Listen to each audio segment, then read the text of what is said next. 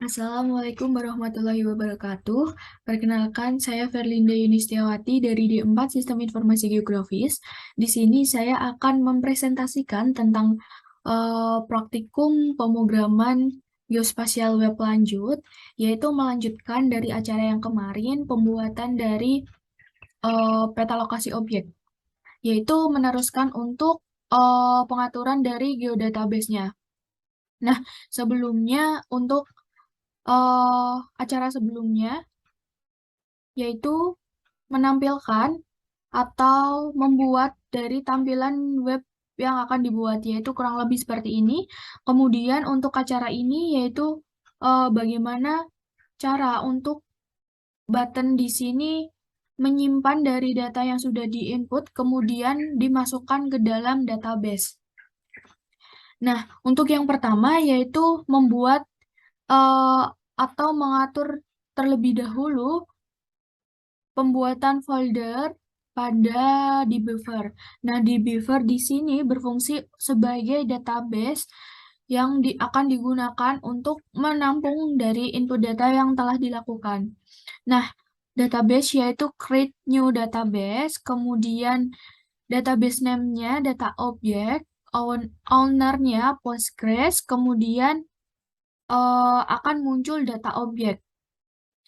Nah, setelah di sini ada data objek, kita membuka terminal yaitu dengan membuat database yang ada pada Visual Studio atau sering dikenal dengan migration. Nah, migration di sini yaitu dengan menggunakan PHP Spark Migration Create Table Object. Nah, dalam migrasi ini akan terlihat database yang sudah dibuat yaitu pada tanggal 29 bulan 9 2022 yaitu dengan nama createtableobject.php. Kemudian untuk membuat eh untuk membuat tabel yang ada di dalamnya terdapat kolom-kolom dan field tertentu yaitu menggunakan fungsi dari Cognator yaitu create a migration.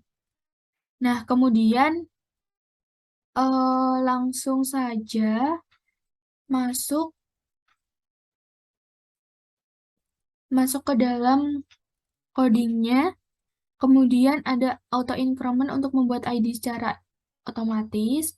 Nah, di sini nanti terdapat fungsi PHP Spark Migrate, yaitu untuk melakukan migrate antara data yang telah dibuat dan di beaver yang telah terkoneksi. Nah, untuk script dalam melakukan input data yaitu kurang lebih seperti ini, yaitu pada .env, database default hostname berupa localhost, database-nya berupa data objek, username-nya Postgres, password-nya admin, dbd-driver yaitu Postgre, dan portnya menggunakan 5432. Nah, ini jangan di-uncomment. Kemudian untuk CI environment-nya development dan app-base URL-nya ini.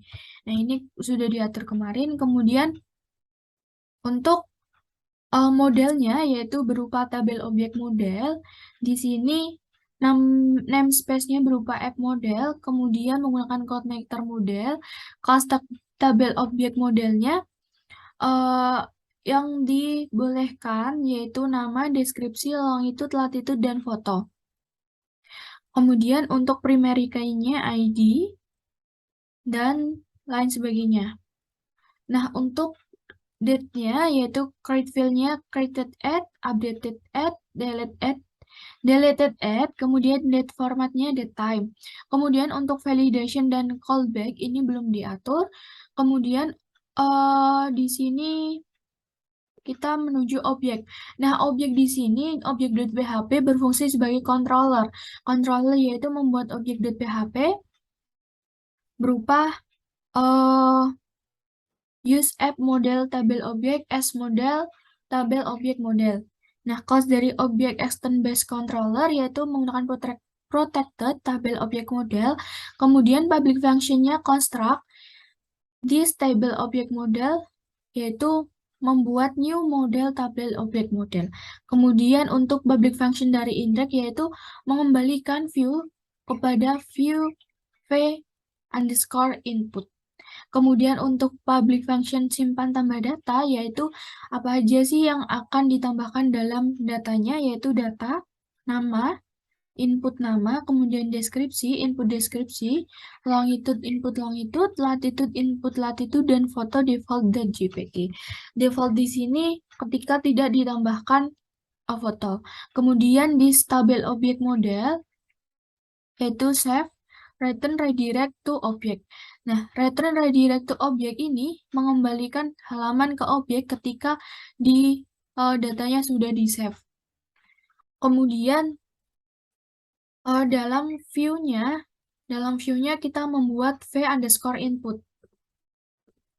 Nah, v underscore input di sini merupakan isi yang akan ditampilkan dalam tampilan webnya. Nah, ini kurang lebih sudah diatur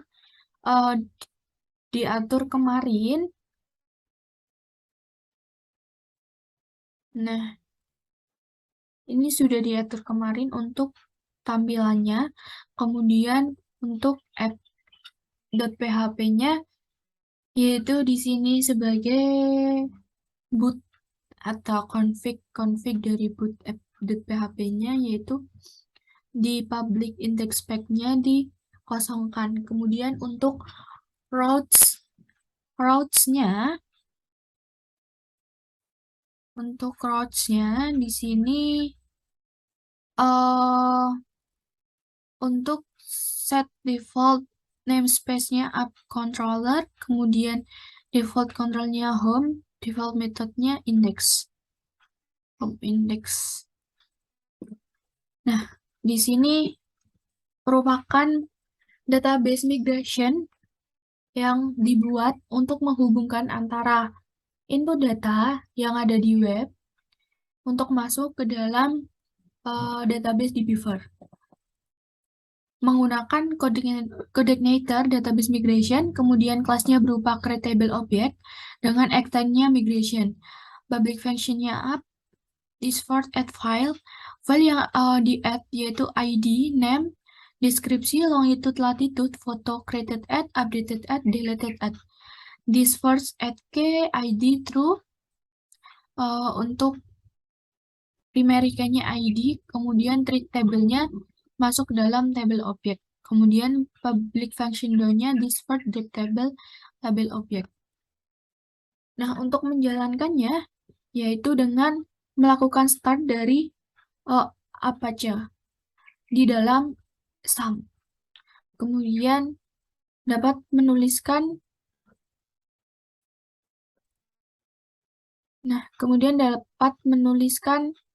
localhost pgwl peta lokasi objek.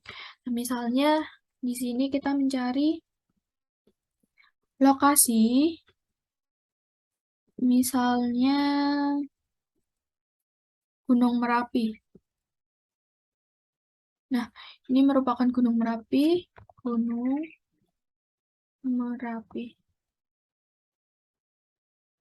Deskripsinya misalnya Gunung Merapi di Sleman. Longitude dan latitude-nya sudah terisi. Kemudian untuk file fotonya bisa diisi ataupun dikosongkan saja, kemudian simpan. Nah, ini langsung balik ke halaman awal. Kemudian kita cek di Beaver-nya. Apakah sudah masuk? Kita refresh. Refresh. Database. Data object. Public table. Tabel object.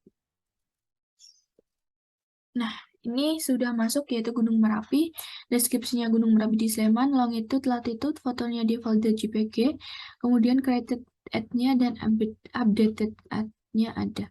Kemudian untuk delete add-nya 0, Nah, kemudian di sini eh,